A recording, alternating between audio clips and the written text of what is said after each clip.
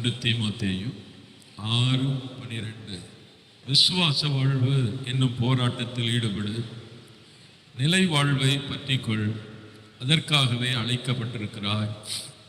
அதனை முன்னிட்டு பல சாட்சிகள் முன்னிலையில் விசுவாசத்தை சிறப்பாக அறிக்கையிட்டார். விசுவாச வாழ்வு என்னும் போராட்டத்தில் ஈடுபடு, நிலை வாழ்வை பற்றிக்கொள். இறை வார்த்தையானது ஒரு போராட்டத்தில் ஈடுபடும்படி நம்மை அழைக்கிறது. என்ன போராட்டம்? விசுவாச வாழ்வு என்பது ஒரு போராட்டம். ஒவ்வொரு கிறிஸ்தவர்களும் தங்களுடைய விசுவாசத்தை காத்துக்கொள்வதற்கு, விசுவாசத்தின்படி வாழ்வதற்கு ஒரு போராட்டத்திலே ஈடுபட வேண்டியிருக்கிறது. ஏதோ கடவுளை விசுவாசித்து போனேன் அப்படிங்கிறது இல்லை கிறிஸ்தவ வாழ்க்கை. கிறிஸ்தவ வாழ்வு என்பது லைஃப் ஆஃப் ஃபெய்த், ஒரு விசுவாச வாழ்வு. அந்த விசுவாச வாழ்வு என்கிற ஒரு போராட்டத்திலே ஈடுபடு. பல கிறிஸ்தவர்கள் இந்த போராட்டத்தில் ஈடுபடுவது இல்லை. இதை ஒரு போராட்டத்திற்கு ஒப்பிட்டு சொல்லுகிறார். போராடு, போராட்டத்திலே ஈடுபடு. பவுலும் கூட இப்படி ஒரு போராட்டத்தில் ஈடுபட்டே அப்படின்னு சொல்றார். 2 தீமோத்தேயு 4வது அதிகாரம் 7வது வசனத்தில் இப்படி வாசிக்கிறோம். நான் நல்லதொரு போராட்டத்தில் ஈடுபட்டேன். நான் நல்லதொரு போராட்டத்தில் ஈடுபட்டேன். பவுலுடைய விட்னஸ் அதுதான். நல்லதொரு போராட்டத்தில் நான் ஈடுபட்டேன். என்ன போராட்டம் அது? என்னுடைய ஓட்டத்தை முடித்து விட்டு விசுவாசத்தை காத்துக்கொண்டேன்.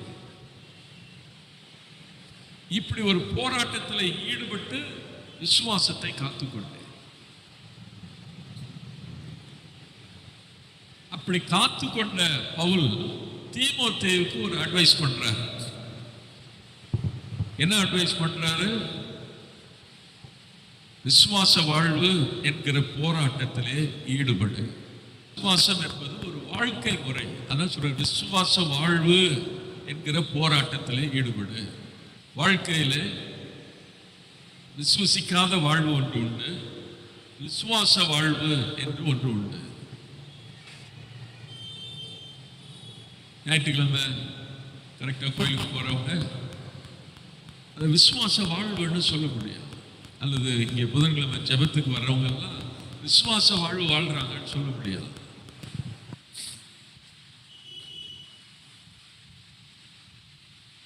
விசுவாச வாழ்வு என்பது ஆங்கிலத்தில் ஃபைட்னு போட்டிருக்கு. தமிழில் சரியா சண்டைன்னு சொல்லணும், நியாயமா, அல்லது போர்னு சொல்லணும். சண்டை போடு அப்படின்னு அர்த்தம். விசுவாச வாழ்வு, அந்த விசுவாசத்தை காத்துக்கிறதுக்காக போரிடு. 1 தீமோத்தேயு 1:18. என் பிள்ளை ஆகிய தீமோத்தேயுவே, உன்னை பற்றி முன்னர் சொல்லப்பட்ட இறைவாக்குகளுக்கு ஏற்ப நான் உனக்கு இடும் கட்டளை இதுவே. அந்த இறைவாக்குகளை துணையாக கொண்டு நம்பிக்கையுடனும் நல் மனசான்றுடனும் நன்கு போரிடு. நல்ல மனசாட்சியோடும் நன்கு போரிடு. போராட்டம் பண்ணு அப்படி சொல்லல, போரிடு, சண்டை போடுன்னு சொல்லியிருக்கு. ஆங்கிலத்திலேயே அதான் போட்டிருக்கு, ஐ ஃபாட் a good fight போட்டிருக்கு. நான் ஒரு நல்ல சண்டையை போட்டேன் அப்படின்னு அர்த்தம் தமிழ்ல. ஒரு போராட்டம், ஒரு சண்டை. என்ன சண்டை? எதிர்த்து ஒரு போராடக்கூடிய ஒரு சண்டை. 2 பொருள்ல அது வருது, போரிடு அல்லது போராடு.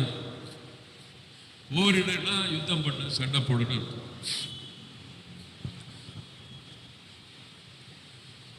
போராடு அப்படின்னா மல்லு கட்டுன்னு. இந்த ரெண்டையும் சேர்த்து தான் அந்த வார்த்தை சொல்லப்பட்டிருக்கு. எதுக்காக போராடு? விசுவாசத்தை காத்துக்கொள்வதற்கு போராடு. விசுவாச வாழ்வை செயல்படுத்துவதற்காக போராடு. ஆமென். ஆமென். Praise the Lord. Praise the Lord. Hallelujah. Hallelujah. போராடலைன்னா என்ன நடக்கும்? போராடினாதான் உன்னுடைய விசுவாசத்தை உயிருள்ளதாக காத்துக்கொள்ள முடியும். நான் சில காரியங்களை சொல்லுகிறேன். Try to understand.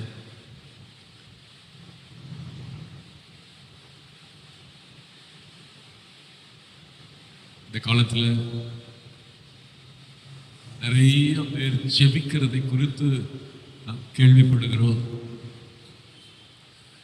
ஜெபிக்கிறதை குறித்து நிறைய பிரசங்கங்களை கேள்விப்படுகிறோம். ஜெபிக்கிறதுனால நடக்கிற நிறைய அற்புதங்கள் அல்லது அது போன்ற காரியங்களை குறித்து நிறைய சாட்சிகளை கேட்கிறோம். ஆனாலும் என்னதான் ஜெபம் பண்ணாலும் விசுவாச வாழ்வு இல்லை என்றால் வெறும் ஜெபம் மட்டும் நம்மை பரலோகத்திற்கு கொண்டு போகாது. நிறைய பேர்கிட்ட ஜெப வாழ்க்கை இருக்கிறது. அதனால ஜெபிக்கிறான், ஜெப கூட்டத்துக்கு போய் ஜெபிக்கிறான். ஆனா இங்க பவுல் சொல்றாரு, அவரும் ஜெபிக்கிறத பத்தி எழுதுறாரு. இருந்தாலும் விசுவாச வாழ்வு என்கிற ஒரு போராட்டத்தில் ஈடுபடுகிறார். விசுவாச வாழ்வு என்பது ஒரு போராட்டம். ஏன் அது போராட்டமாக மாறுகிறது? விசுவாச வாழ்வுன்னா என்ன? நிறைய பேர் அதை புரிந்து கொள்வதில்லை. விசுவாச வாழ்வு என்றால் என்ன? ரோமர் 1:17 வாசிக்கிறோம். ஏனெனில் நீதிமான் விசுவாசத்தினாலே வாழ்வான். அதை திருப்பி போடலாம். விசுவாசத்தினாலே வாழ்கிறவனே நீதிமான். விசுவாச வாழ்வு என்றால் வார்த்தையை விசுவசித்து அதனாலே வாழ்வது. A person should live by faith. வசனத்தை விசுவசிக்கிறதுனால வாழக்கூடிய ஒரு வாழ்வு. ஆமென். ஆமென். ஹல்லேலூயா. ஹல்லேலூயா. இறை வார்த்தையை விசுவசிக்கும் பொழுது ஒரு மனிதனுக்கு நிறைய போராட்டங்கள் வருகிறது. இறை வார்த்தையை விசுவசிக்கிறதுனா என்ன? இந்த உலகத்தில் இருக்கிறோம். இந்த உலகத்தில் உள்ள காரியங்களை எல்லாம் பார்க்கிறோம். கண்ணால பார்த்து, காதால கேட்டு, ஐம்புலன்களால இந்த உலகத்தை அறிந்து கொள்ளுகிறோம். இதெல்லாம் ஒன்று நமக்கு ஒரு செய்தியை சொல்லுகிறது. நாம் பார்க்கிற காரியங்கள், நாம் கேட்கிற கேள்விப்படுகிற காரியங்கள், தொட்டு அறிந்து கொள்ளக்கூடிய காரியங்கள், இவைகள் எல்லாம் நமக்கு ஒரு செய்தியை சொல்லுகிறது. ஆமென். Praise the Lord. Hallelujah. இது எல்லாம் ஒரு செய்திகளை சொல்லும் பொழுது இறை வார்த்தை ஒரு செய்தியை சொல்லுகிறது. உங்களுடைய அனுபவங்கள், நீங்கள் பார்க்கிற காரியங்கள், நீங்கள் கேட்கிற காரியங்கள், இது எல்லாம் ஒரு செய்தியை, பல செய்திகளை உங்களுக்கு சொன்னாலும் வேத வசனம் ஒரு காரியத்தை சொல்லுகிறது. பைபிள்ல என்ன காரியங்கள் சொல்லப்பட்டிருக்கிறது? நாம் காணாத காரியங்களை சொல்லப்பட்டிருக்கிறது. நாம் அனுபவிக்காத காரியங்களை சொல்லப்பட்டிருக்கிறது. இதுவரைக்கும் நாம் அறியாத காரியங்கள் சொல்லப்பட்டிருக்கிறது. ஆமென். Praise the Lord. இப்போ பார்க்காத ஒண்ணு, கேள்விப்படாத ஒண்ணு, அறியாத ஒண்ணு இந்த பைபிள் சொல்லும்போது அதை நம்பி வாழ்றது பேர் தான் விசுவாசம். இப்போ ஒரு போராட்டம் உண்டாகுது. ஏன்னா நம்ம பார்த்ததெல்லாம் வேற, பைபிள் இன்னொன்று சொல்லுது. அங்கேதான் நாம் நம்புவதற்கு, விசுவசிப்பதற்கு ஒரு போராட்டம் உண்டாகிறது.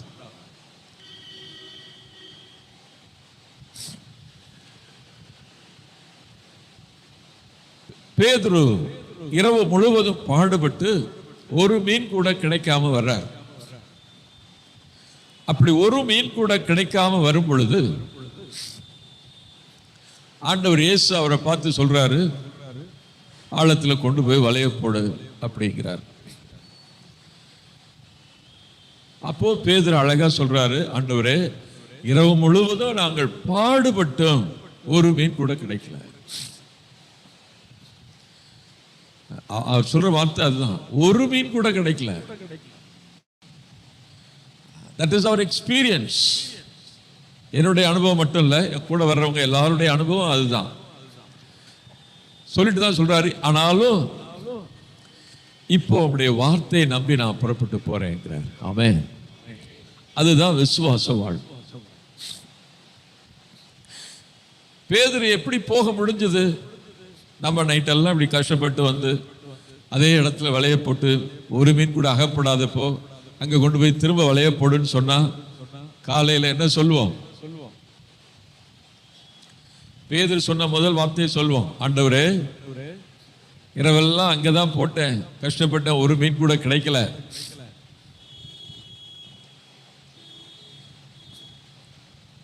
இப்போ அங்கே போட சொல்றீங்களே அப்படின்னு கேட்போம். பேதுரு கேள்வி கேட்கல, he believed. அந்த வார்த்தையை அப்படியே நம்பி செயல்படுறார். இப்ப இந்த வார்த்தையை நீங்க நம்ப ஆரம்பிக்கும் பொழுதே மனசுக்குள்ள ஒரு போராட்டம் வரும். நைட்டெல்லாம் அங்கே தானே போட்டோம், இவ்வளோ டயர்டா இருக்கிறோம், நைட்டெல்லாம் பாடுபட்டோம், திரும்பவும் அங்கே போய் வலையை போடணுமா? நமக்கு தான் தெரியுமே ஒன்றும் கிடைக்காதுன்னு தெரியும், திரும்ப அங்கே போய் போடணுமா? அப்படி பல மனசுக்குள்ள பல போராட்டங்கள், எதிர்மறையான எண்ணங்கள் உண்டாகும். அதனாலதான் இதை போராட்டம்னு சொல்றார். ஆமென். அல்லேலூயா, அல்லேலூயா. ஆபிரகாமுக்கும் அதே நிலைமை தான் வருது. ஆபிரகாம் ஆண்டவர் கூப்பிட்டு, வானத்து நட்சத்திரங்களை பார், கடற்கரை மணலை பார், இதே போல உன் சந்ததி இருக்கும் அப்படின்னு சொல்றார்.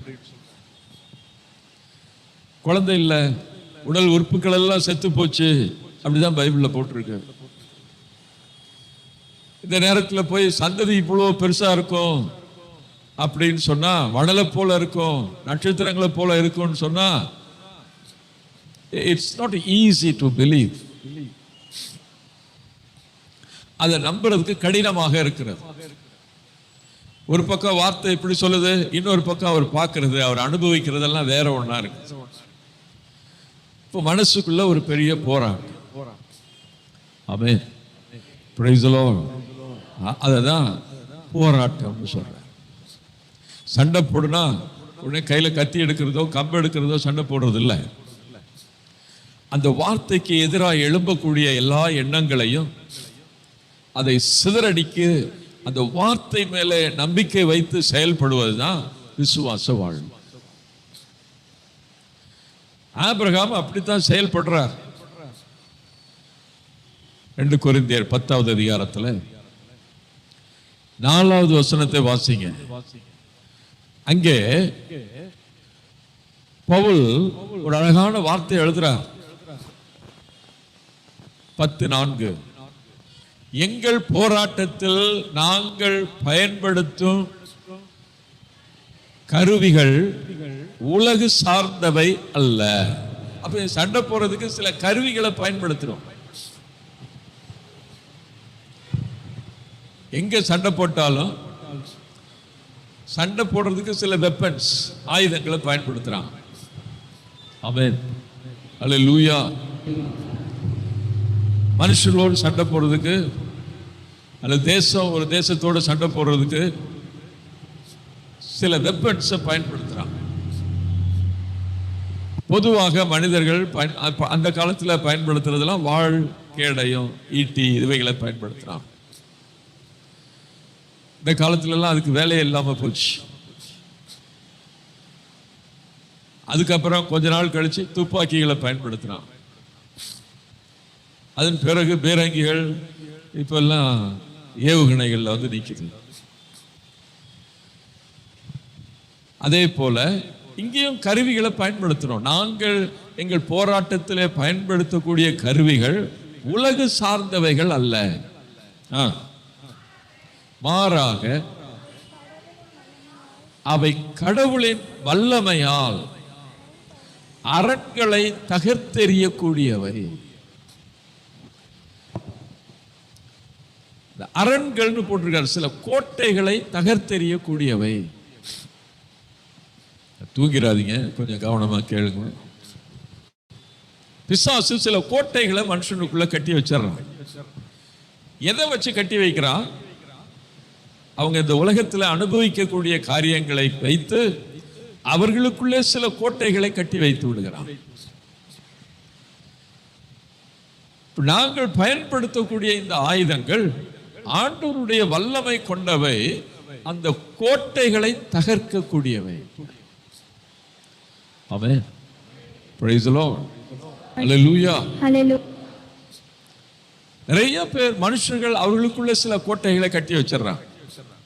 சில பேர் சில கோட்டைகளை கட்டி வச்சிருக்கிறான். தாய் தந்தை தான் முதல் தெய்வம். எங்க வீட்டில் அப்படிதான் இருந்தது.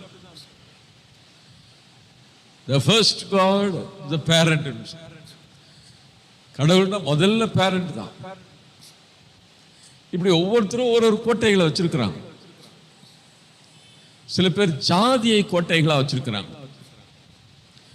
சில பேர் மொழி வெறிய கோட்டையா வச்சிருக்கிறாங்க. சில பேர் இனவெறி, வெள்ளை கருப்பு அப்படின்னு ஒரு கோட்டையை கட்டி வச்சிருக்கிறாங்க.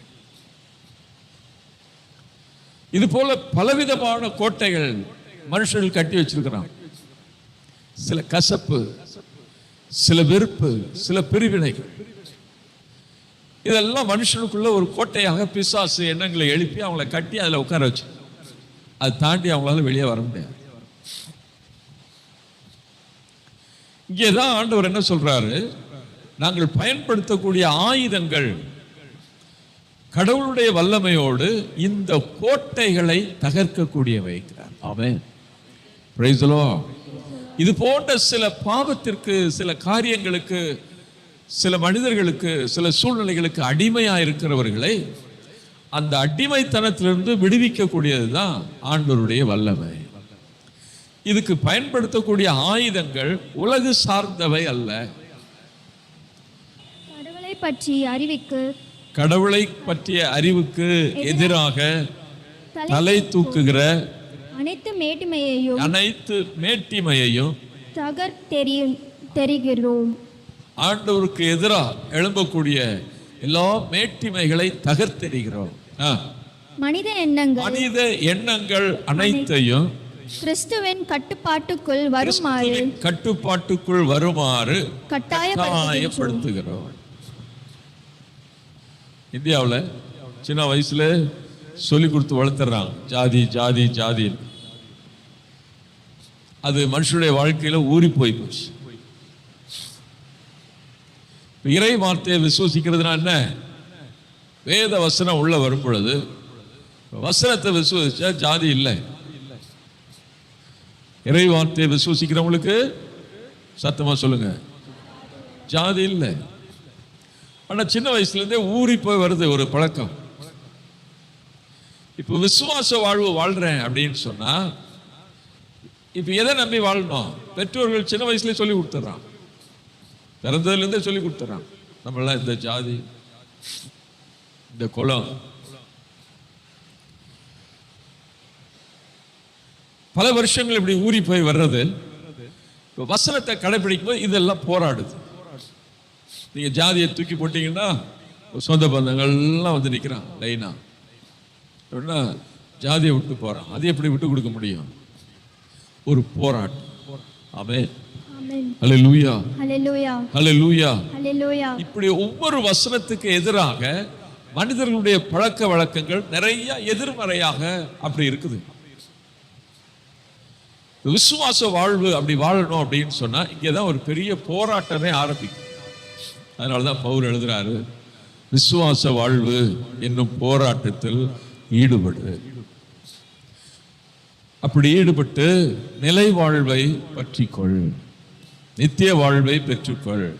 அப்போ அந்த நிலை வாழ்வு யாருக்கு சொந்தம் அப்படின்னு சொன்னா இந்த விசுவாச வாழ்வு என்கிற போராட்டத்தில் ஈடுபடுறவங்களுக்கு தான் பரலோகம் சொந்தமாக்கப்படும். ஆமென், ஆமென். அல்லேலூயா. ஹல்லேலூயா. நிறைய பேர் இந்த போராட்டத்தில் ஈடுபடுறது இல்லை, போராடுறது இல்லை. ஒவ்வொரு வசனத்தையும் நீங்க நம்பும் பொழுது அந்த வசனத்திற்கு எதிரான காரியங்களை நீங்கள் அனுபவித்துக் கொண்டிருக்கலாம். அங்கேதான் போராட்டம் நடக்குது. அதனாலதான் பவுல் திரும்ப திரும்ப திரும்ப அதை ஒரு போராட்டம் எழுதுறார். நல்லதொரு போராட்டத்திலே நான் ஈடுபட்டேன். யூதர்கள் அவங்க தங்களை மற்றவர்களை விட உயர்வாகவே கருதினார். தேவனால் தேர்ந்தெடுக்கப்பட்ட ஜனம் அப்படின்னு சொல்லி மற்ற எல்லாரையும் விட அவங்க உயர்வாக அவர்களை நினைத்தார். வேறு இனத்தவரோடு அவர்கள் கலக்க முடியாது. ஆண்டவரே அவர்களுக்கு அப்படிதான் கட்டளை கொடுத்திருந்தார். அதுக்கு காரணம் பிசாசுடைய எந்த விதமான தாக்குதல்களும் உள்ளே வரக்கூடாதுன்றதுக்காக அப்படிப்பட்ட கட்டளைகளை கொடுத்திருந்தார். அதனால வேற யார் வீட்டிலையும் சாப்பிட மாட்டாங்க, பழக மாட்டாங்க, அப்படிதான் இருந்தாங்க. இப்ப இங்கே யூதராக இருந்தக்கூடிய இந்த பவுல், பேதுரு, இவங்க எல்லாம் அந்த யூதர்களை தாண்டி வேற இனத்துக்கு மற்ற மனிதர்களுக்கு இறைவார்த்தையை அறிவிக்க போகும் பொழுது யூதர்களாலேயே நிறைய பிரச்சனைகளுக்கு உள்ளாகிறார். அவருடைய எதிர்ப்பை சமாளிக்க வேண்டியிருந்தது. அது ஒரு பெரிய போராட்டமாகவே அவர்களுக்கு இருந்தது. ஆமென், ஆமென். அல்லேலூயா, ஹல்லேலூயா. நம்மெல்லாம் நான் கத்தோலிக்க கிறிஸ்தவனாக தான் பிறந்தேன், வளர்ந்தேன். அங்கே ஞாயிற்றுக்கிழமை பூசிக்கு போனால் போதும். நம்ம அதுக்கு மேலே ரொம்ப பெரிய காரியங்கள் ஒன்றும் அல்ல. இப்படிப்பட்ட சூழ்நிலையில் நான் பைபிளை படிக்கவும் ஜெபிக்கவும் அடிக்கடி தியானத்துக்கு போகவும் ஆரம்பித்த உடனே அது ஒரு பெரிய போராட்டம் தான் நடக்க ஆரம்பிச்சது. எல்லா வீடுகள்லையும் இப்படி தான் போராட்டம் நடக்குது. கிறிஸ்தவங்க பைபிள் படித்தா நிறைய வீடுகளில் எதிர்ப்பு உண்டாகுது. என்ன நீ வேற சபைக்காரங்க மாதிரி பைபிள் படிக்கிறேன்றான். 2000 வருஷமா பைபிள் எழுதுனது யாரு? பதில் சொல்ல மாட்டேங்கிறீங்க, தூங்கிட்டு இருக்கிறீங்களா? ஆர்சி சர்ச் தான் எழுதுச்சு. 2000 வருஷமா இதை பாதுகாத்தது யாரு? ஆர்சி சபை தான் பாதுகாத்து வச்சது. ஆனால் இன்றைக்கு படிக்கிறது யாரு? இதை படித்தா வேற வேற வேற மாதிரி பார்க்குறான், இதை கையில் தூக்கிட்டா வேற மாதிரி நினைக்கிறான், பேசுகிறான். ஆனால் இப்போ கொஞ்சம் குறைஞ்சிருக்குன்னு நினைக்கிறேன். ஆமென், praise the Lord, praise the Lord, hallelujah, hallelujah, hallelujah, hallelujah. எப்போ இறை வார்த்தையை நம்புறீங்களோ உங்களுக்கு போராட்டம் ஆரம்பிச்சிச்சு. இதை நம்பி செயல்படுறவங்க தான் மீட்பை பெறுவார்கள். அதனாலதான் விசுவாச வாழ்வு என்கிற ஒரு போராட்டத்திலே ஈடுபடு. நோவாவை பாருங்க. நோவாவுடைய காலத்துல ஆண்டவர் சில வார்த்தைகளை சொல்றார். நோவாவை பார்த்து, ஒரு பெரிய பெட்டகத்தை செய். ஏன் பெட்டகத்தை செய்யணும்? நான் பெரிய மழையை அனுப்ப போறேன், உலகம் முழுவதையும் அழிக்க போகிறேன். அந்த பெட்டகத்தை செய்து அந்த பெட்டகத்துக்குள்ள நீங்க காப்பாற்றப்படணும்னா அந்த பெட்டகத்தை செய்கிறார். நோவா பெட்டகத்தை ஆரம்பிச்சிட்டார், பெரிய பழைய செய்கிறார். சில வரலாற்று அறிஞர்கள் சொல்றாங்க 90 வருஷமா செஞ்சாருன்றாங்க. அது எவ்வளோன்னு தெரியல நமக்கு, ஆனால் பல வருஷங்களா செய்கிறார். அவர் 90 வருஷமா செய்கிறார் அப்படின்னு சொன்னா 10 வயசு பையன் கேட்டிருப்பான், தாத்தாட்ட போய் கேட்டிருப்பான், தாத்தா தாத்தா இந்த நோவான்னு ஒருத்தர் இருக்கிறாரு, ஒரு பெட்டகத்தை செஞ்சிட்டு இருக்கிறாரு, உலகம் அழிய போதுங்கிறாரு. இதெல்லாம் உண்மையா கேட்டிருப்பான். தாத்தா என்ன சொல்லுவாரு?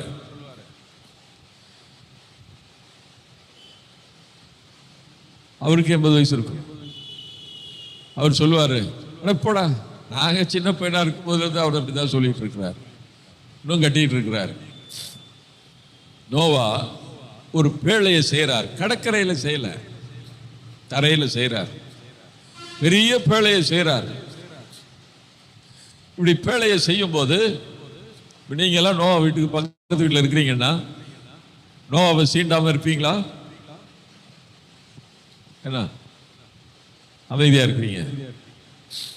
நோவாவை பார்த்துட்டு கண்டு காணாம போயிட்டே இருப்பீங்களா?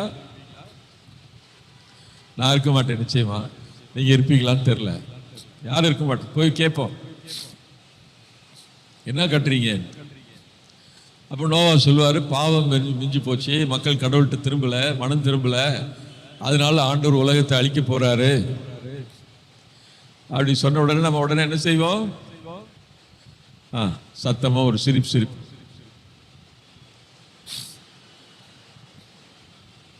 அவருக்கு சில ஆலோசனைகளை சொல்லுவோம். நீங்க கப்பல் கட்டுறதா கட்டுங்க, பேழையை கட்டுங்க. எங்க போய் கட்டுங்க?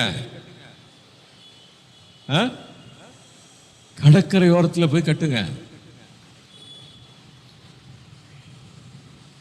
இங்க கட்டி இங்க இவ்வளவு ஆழத்துக்கு தண்ணி வந்து இது மிதக்காது, அதனால எங்க போய் கட்டுங்க?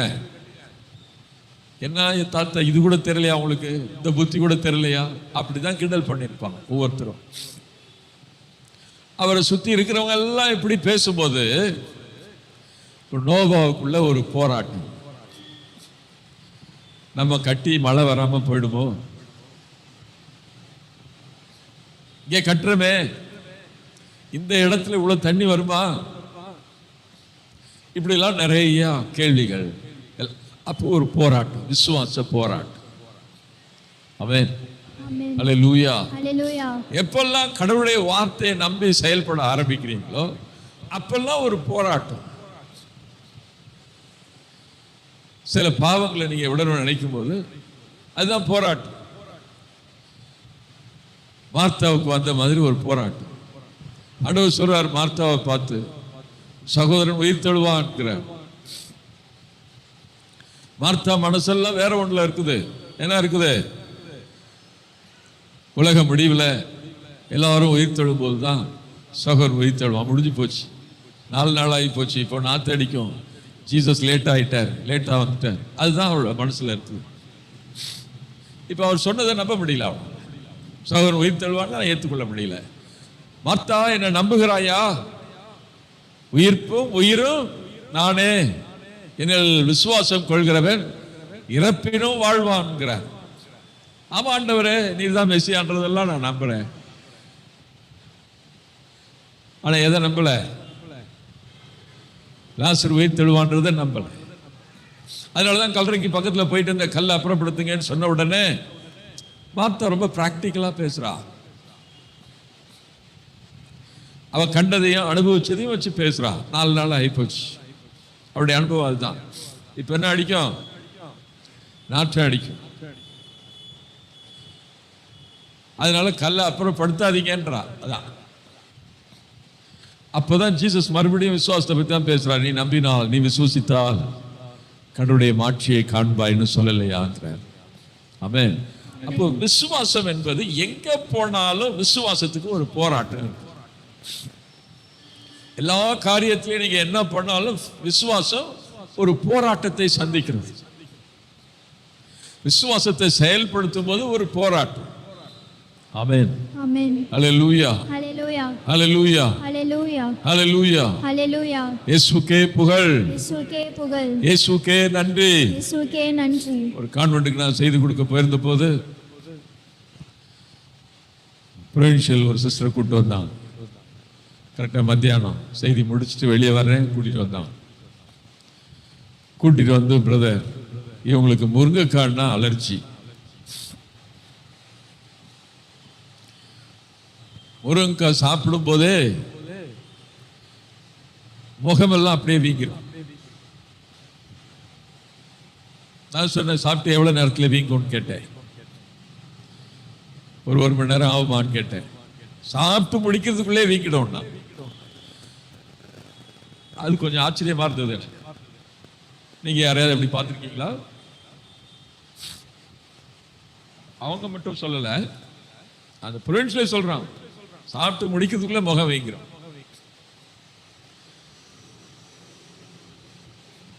அவங்களுக்கு ரொம்ப ஆசை, முருங்கைக்காய் சாப்பிட்றதுக்கு ஆசை. நான் கேட்டேன், முருங்கைக்காய் வச்சிருக்கீங்களா இன்னைக்குன்னு கேட்டேன். ஆமா, முருங்கைக்காய் தான் வச்சிருக்கணும், சாப்பிடட்டு மாட்டான்.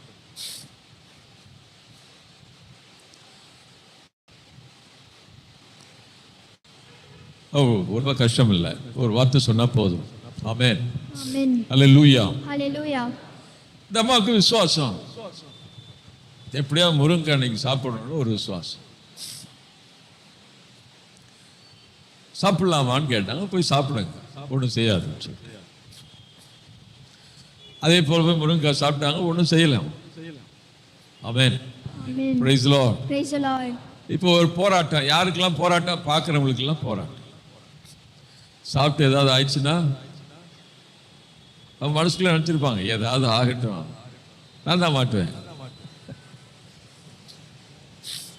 அப்படியெல்லாம் ஆண்டவர் மாட்ட விட மாட்டான். Amen, amen, praise the Lord. praise the Lord. விசுவாசத்தை கனப்படுத்துகிறவர் ஆண்டவர்.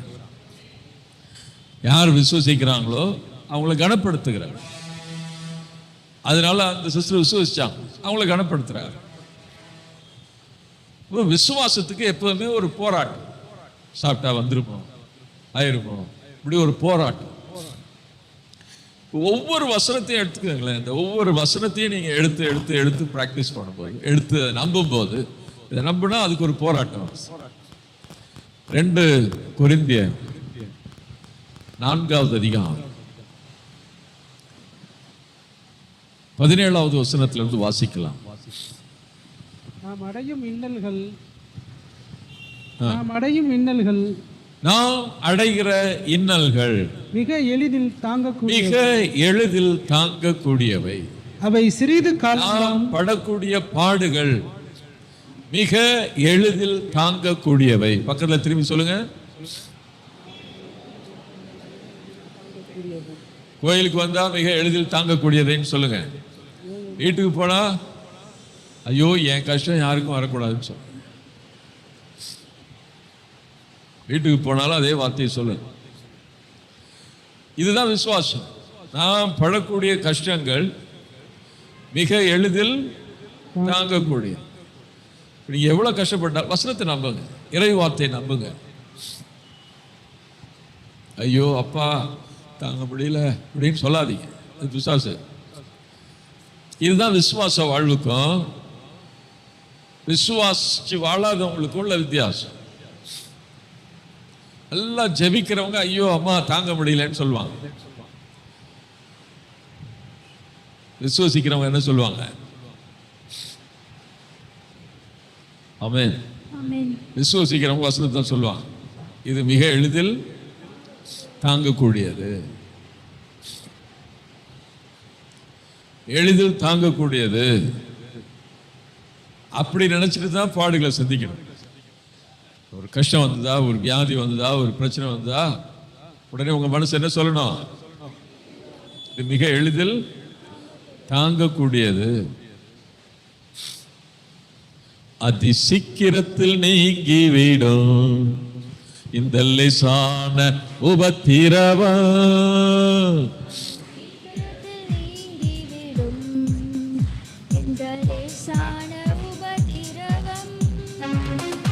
சோர்ந்து போகாதே, நீ சோர்ந்து போகாதே,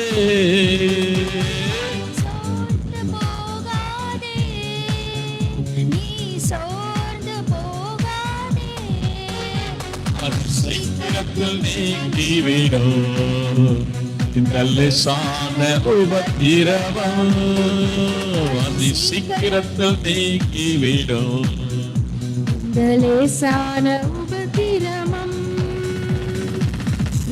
என்கின்ற உலகம் தேடவில்லை, காணாத காண்கிறோம், காண்கின்ற உலகம் நகம் தேடவில்லை. பரலோகம் நாடுகிறோம். சோர்ந்து போகாதே, நீ சோர்ந்து போகாதே, சோர்ந்து போகாதே, நீ சோர்ந்து போகாதே. அது சீக்கிரத்தில் நீங்கிவிடும் இந்த லேசான உபத்திரவம். அது சீக்கிரத்தில் நீங்கிவிடும் இந்த லேசான உபத்திரவம். Praise the Lord. Praise the Lord. Hallelujah. அது வாசிங்க, தொடர்ந்து வாசிங்க.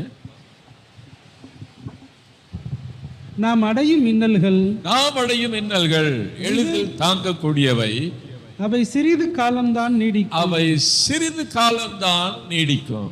பாடுகள்லாம் எவ்வளவு நாள் இருக்கும்? கொஞ்ச நாள் தான் நீடிக்கும். ஆனால் ஆனால் அவை ஈடு இணையற்ற மாட்சியை விளைவிக்கும். அம்மாட்சி என்றென்றும் இந்த நிலைத்திருக்கும். மாட்சி என்றென்றும் நிலைத்திருக்கும். நாங்கள் காண்பவற்றை அல்ல, நாங்கள் காண்பவற்றை அல்ல, நாங்கள் காணாதவற்றை நோக்கியே வாழ்கிறோம். காணாதவற்றை நோக்கியே வாழ்கிறோம். விசுவாச வாழ்வுன்றது பார்க்கிறத வச்சு வாழ்ற வாழ்வு இல்லை. இந்த உலகத்துல நீ அனுபவிச்சுட்டு இருக்கிறத நம்பி வாழ்ற வாழ்க்கை இல்லை. பார்க்காத ஒண்ண, இந்த உலகத்துல அனுபவிக்காத ஒண்ண, வேத வசனம் சொல்லக்கூடியதை நம்பி வாழக்கூடிய வாழ்வு தான் விசுவாச வாழ்வு. ஆமென். ஆமென். இந்த கண்களாலே நாம் பார்க்கக்கூடியது, அனுபவிக்கக்கூடியதெல்லாம் இந்த உலகம். ஆனா இந்த பைபிள் காணாத ஒன்றை சொல்லுது, விண்ணக வாழ்வை குறித்து சொல்லுது. It talk about the eternal life. நித்தியமாய் வாழப்போகிற ஒரு வாழ்க்கையை சொல்லுது. இந்த வாழ்க்கையை நம்பி வாழாம, இங்கே பார்க்கறதையும் அனுபவிக்கிறதையும் நம்பி வாழாம, அந்த வாழ்க்கையை நம்பி வாழ்ற வாழ்வு தான் விசுவாச வாழ்வு. ஆமென். அதனாலதான் பவுல் எழுதுறாரு, நாங்கள் காண்பவற்றை அல்ல, காணாதவற்றை நோக்கியே வாழ்கிறோம். அடுத்த வசனம் இன்னும் அழகா சொல்லுது. அதை காண்பவை நிலையற்றவை, காணாதவையோ முடிவற்றவை. இது நிலையானதில்லை. ஏன் இதை நம்பி வாழல? இது நிலையானதல்ல, இது நிரந்தரமானதும் அல்ல. பாடுகள் கூட கொஞ்ச நேரம் தான் இருக்கும், அதுக்கப்புறம் போயிடும். சிறிது காலமே நீடிப்பவை. ஆனா நித்தியமா இருக்கக்கூடிய அந்த விண்ணக வாழ்வு, நிலை வாழ்வு, பரலோக வாழ்வு, அதுதான் நிரந்தரமானது. அதனால அதை நம்பியே நாங்கள் அதையே நோக்கிட்டு இருக்கிறோம், அதையே நம்பி வாழ்கிறோம். அதை நோக்கியே வாழ்ற வாழ்க்கை, அதை நம்பியே வாழ்ற வாழ்க்கை தான் நிலை வாழ்வு. ஒவ்வொரு நாளும் பரலோகத்தை நினைச்சு, அது இருக்குது நமக்கு விண்ணகத்துல வீடு இருக்குன்னு நினைச்சு வாழக்கூடிய வாழ்க்கை தான் விசுவாச வாழ்வு. ஆமென். ஆமென். இந்த உலகத்துல என்ன பண்ணுது? இந்த உலகமெல்லாம் நம்ம பார்க்கும்போது, கேட்கும்போது, அனுபவிக்கும் போது, இதை நம்ம அங்கிருந்து இங்க எழுத்து போட்டுருது கீழே. அதை நம்பி இருக்கிறவங்களுக்கு அது ஆவிக்குரிய வாழ்க்கை. அப்படி இருக்கிறவங்கள இங்க பார்த்து இழுத்து உன்னை பூமிக்குரியவனா மாத்திச்சுன்னா அதுதான் ஊனியல்பு சார்ந்த வாழ்வு. இதை நம்பி வாழ்றாங்க. நிறைய பேர் ஜெபிக்கிறது கூட பூமிக்குரிய காரியங்களுக்காகவே ஜெபிக்கிறான். பூமிக்குரிய காரியங்களையே நினைச்சிட்டு இருக்கிறான். அதெல்லாம் பைபிள் இட்ஸ் நாட் என்கரேஜிங். பூமிக்குரியவைகளே தான் நினைச்சிட்டு இருக்காதீங்க. இதை கொஞ்சம் மாற்றி அங்கே உங்களுடைய இருதயத்தை வைங்க. ஒரு வாழ்வு இருக்குது, ஒரு நிலை வாழ்வு, ஒரு நித்தியமா வாழப்போகிற ஒரு வாழ்க்கை இருக்குது. ஆமென். ஆமென். Praise the Lord. Praise the Lord. Hallelujah. Hallelujah. அதை நம்பி வாழ்ற வாழ்க்கை தான் நிலை வாழ்வு. பாட்டெல்லாம் அழகா பாடுவீங்க. ஒரு காணிக்கை பாடல் உண்டு. மேலொரு வாழ்வு உண்டு என்று எம்மேலும் துன்பத்தை மறக்கின்றோ. மேல ஒரு வாழ்வு இருக்கு, அதை நம்பி என்ன பண்றோம்? உலகத்தில் வர்ற கஷ்டத்துல தூக்கி போட்டுறோம். ஏன்னா இது நிரந்தரமானதல்ல, சிறிது காலமே நீடிப்பு அப்படின்னு சொல்லி தூக்கி போட்டுறோம், மறந்துடும். ஆமென். ஆமென். இல்லை சேர்ந்து பாடுவீங்களா? மேலொரு வாழ்வு உண்டு என்று எம்மேலும் துன்பத்தை மறக்கின்றோம். மேலும் துன்பங்கள் வந்தாலும் மேன்மையின் பலியாய் வருகின்றோம். அடியோயாம் தரும் காணிக்கையை அன்பாயிருப்பார்.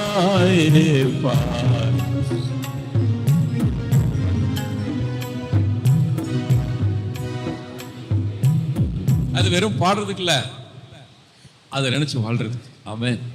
Price the Lord. இப்படி இந்த விசுவாச வாழ்வு என்கிற போராட்டத்திலே ஈடுபடு. நம்ம இன்னும் விண்ணகத்துக்கு போகல, பூமியில தான் இருக்கிறோம். இப்போ நம்ம பார்க்கறது, கேட்கறது, அனுபவிக்கிறதெல்லாம் பூமியை தான் அனுபவிக்கிறோம். இதுக்கு மத்தியில இதை நம்பாம அதை நம்பி வாழ்றோம். அப்படி வாழும்போது இந்த பூமி நம்மோடு போராடுகிறது. ஆமென். Praise the Lord. உலகம் முழுவதும் நம்மோடு போராடுகிறது. நம்முடைய ஊனுடல் நம்மோடு போராடுகிறது. அதனாலதான் பவுல் எழுதுறாரு, விசுவாச வாழ்வு என்கிற போராட்டத்தில் ஈடுபடு. நிலை வாழ்வை பற்றிக்கொள். இதற்காகவே நீ அழைக்கப்பட்டிருக்கிறாய். எல்லாம் சேர்ந்து சொல்லுங்க. கடைசி வார்த்தையை சொன்னா அர்த்தமே போயிடும்.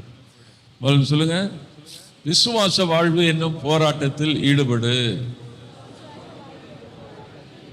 திரும்ப சொல்லுங்க, மறுபடியும் சொல்லுங்க. நிலை வாழ்வை பற்றிக்கொள். திரும்ப சேர்த்து சொல்லுங்க.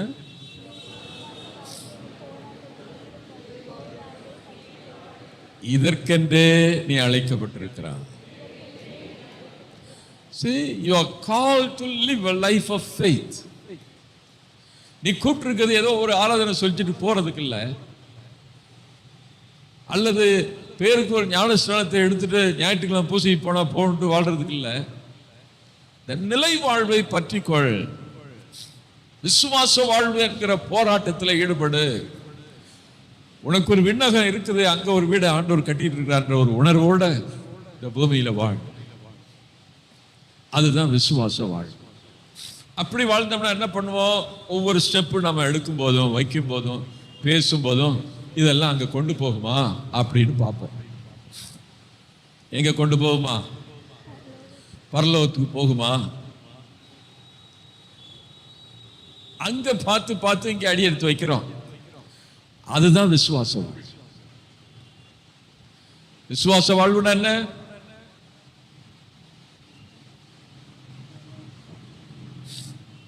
இந்த உலக வாழ்க்கை நிரந்தரம் இல்ல, பெர்மனன்ட் இல்ல. நித்தியமா ஒரு நாள் வாழ போகிறோம். அங்க கொஞ்ச நாள் தான் இங்க டைம் கொடுத்துருக்குது.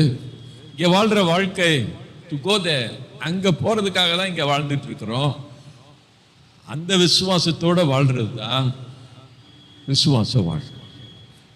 அதனாலதான் போட்டிருக்காரு, விசுவாச வாழ்வு என்னும் போராட்டத்தில் ஈடுபடு. திரும்ப சொல்லுங்க, இப்ப பக்கத்துல திரும்பி சொல்லுங்க.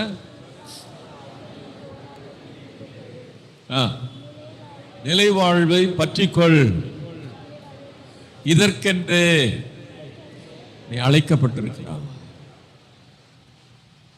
இப்போ பவுல் சொல்றாரு, நல்லதொரு போராட்டத்தை நான் போராடினேன், என் ஓட்டத்தை முடித்து விட்டேன். அவர் நேரம் முடிஞ்சு போச்சு. விசுவாசத்தை காத்துக்கொண்டேன் எழுதுகிறார். இந்த விசுவாசத்தை காத்து கொண்டதுனால எனக்காக ஒரு வெற்றியின் கிரீடம் அங்கே வைக்கப்பட்டிருக்கிறது. ஒரு வாடாத கிரீடம் வைக்கப்பட்டிருக்கின்றார். ஆமென். ஆமென். யாருக்கெல்லாம் இந்த கிரீடம் கொடுக்கப்படுகிறது? விசுவாசத்தை காத்துக்கொள்கிறவர்களுக்கு அந்த கிரீடம் கொடுக்கப்படுது. இந்த உலகத்தில் வரக்கூடிய பிரச்சனைகளிலும் கஷ்டங்களிலும் போராட்டங்களிலும் விண்ணகத்தை முன்னாலே வைத்து போராடி நம்முடைய விசுவாசத்தை காத்துக்கொள்ளுகிறவர்களுக்கு விண்ணகத்தில் ஒரு ஜீவ கிரீடம் கொடுக்கப்படுகிறது. ஆமென். அல்லேலூயா. அல்லேலூயா. வெற்றி வாகை கொடுக்கப்படுகிறது. ஆண்டவர் அந்த பரிசை அவங்களுக்கு கொடுப்பார் போடுறார். இருக்கிற ஒவ்வொரு பேர்ல எத்தனை பேர் அதை பெற்றுக்கொள்வீங்க? விசுவாச வாழ்வு, it's a life of faith. அவ்வளவுதான். விசுவாசம்ன்றது ஒரு பேச்சு இல்லை, விசுவாசம்ன்றது ஒரு அறிக்கை இல்லை. விசுவாசம் என்பது வாழ்வு, விசுவாச வாழ்வு. அதை விசுவாசிச்சு இங்க வாழ்றது, அங்க போனோம்னு நினைச்சிட்டு இங்க வாழ்றது, அதுதான் விசுவாச வாழ்வு. Praise the Lord. Praise the Lord. Hallelujah. Hallelujah. ஆபிரகாமை பத்தி எழுதும்போது எபிரேயர் 11வது அதிகாரத்துல அதைத்தான் எழுதுறார். ஆபிரகாம் இந்த உலகத்துல ஒரு நாட்டையோ வீட்டையோ அவர் விரும்பல, மாறாக அவர் தேர்ந்து கொண்டது விண்ணக நாட்டையே. அதனால இந்த பூமியில எப்படி வாழ்ந்தாரா, ஒரு நாடோடியாகவே வாழ்ந்தார். அவர் இந்த பூமிக்குரியதை விட விண்ணக தேசத்தையே அதிகமாக விரும்பினார். ஆமென். ஆமென். ஆண்டவர் இயேசுவும் ஆபிரகாமை பத்தி சொல்றாரு, உங்கள் தந்தை ஆபிரகாம் என்னுடைய நாட்களை தன்னுடைய காட்சியிலே கண்டு கழித்தார் எழுதுகிறார். அந்த காலத்திலே ஆபிரகாம் காட்சி காட்டுறார். என்ன காட்சியை பார்க்கிறாரு? இயேசு கிறிஸ்துவுடைய நாட்களை அவருடைய காட்சியில பார்க்கிறார். வானத்தில் இருக்கிற நட்சத்திரங்களை பார், இப்படி உன் சந்ததி இருக்கும்னு சொல்லும்போது ஆபிரகாம் பார்க்கிறார், காட்சியை பார்க்கிறார், பெரிய காட்சியை பார்க்கிறார். அவருடைய சந்ததியில நிறைய நட்சத்திரங்கள் எழும்புகிறது பார்க்கிறார். ஆமென். ஆமென். அல்லேலூயா. Hallelujah. விடிவெள்ளியாகி இயேசு கிறிஸ்து அதுல பார்க்கிறார். நட்சத்திரம்னா யாரு? பைபிள்ல என்ன போட்டிருக்கு நட்சத்திரம்னா? தானியேல் 12:3 போட்டிருக்கு பாருங்க. சினிமாவில் வர்றவங்க எல்லாம் நட்சத்திரம் இல்லை, பைபிள்ல நட்சத்திரம்னு போட்டிருக்கு பாருங்க.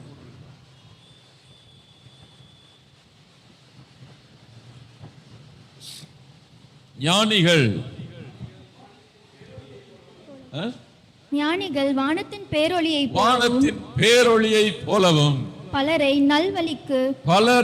நல்வழிக்கு கொண்டு வருகிறவர்கள் விண்மீன்களைப் போலவும் என்றென்றும் முடிவில்லா காலத்திற்கும் ஒளி வீசி திகழ்வார். அப்ப யார பார்க்கிறார் அங்க நட்சத்திரம்ன்றத? நிறைய ஆத்துமாக்களை ஆதாயப்படுத்துறவங்க எல்லாம் அங்க பார்க்கிறார். பலரை பாவ வழியிலிருந்து திருப்பி தேவ சமூகத்துக்கு கொண்டு வர்றவங்க எல்லாம் ஆபிரகாம் அங்க பார்க்கிறார். ஆண்டவராகிய இயேசு கிறிஸ்துவையும் அவருடைய நாட்களையும் கூட அதுல பார்க்கிறார். ஆமென். ஆமென். அல்லேலூயா. அல்லேலூயா. அல்லேலூயா. அல்லேலூயா. இதை நம்பியே இதை பார்த்து இந்த பூமியில வாழ்றார். அதுதான் விசுவாசம். ஒப்பு கொடுக்கலாமா? கொஞ்சம் யோசிச்சு பாருங்க, நம்ம அப்படியா வாழ்றோம்? அப்படி இல்லைன்னா இன்றைக்கு ஒப்பு கொடுங்க. எழுந்து நின்று அப்படியே ஒப்பு கொடுக்கலாம். நாம் செபிப்போம்.